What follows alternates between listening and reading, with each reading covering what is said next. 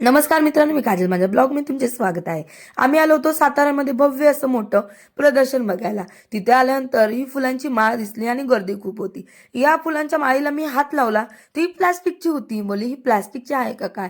नंतर कळलं की प्लास्टिकची वगैरे नाही, ती ओरिजिनल फुलांची माळ आहे आणि ही वरतून हात लावल्यानंतर प्लास्टिकची लागत होती.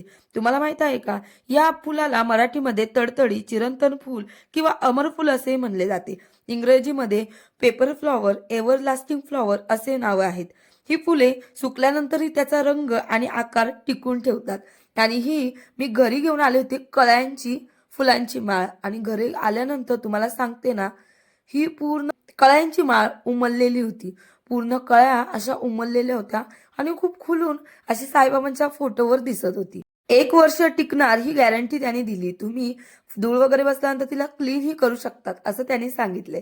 तर तुम्हाला ही फुलांची माळ आवडली का? नक्की कमेंट करून सांगा आणि चॅनलला सबस्क्राईब केल्याशिवाय जाऊ नका. बाय.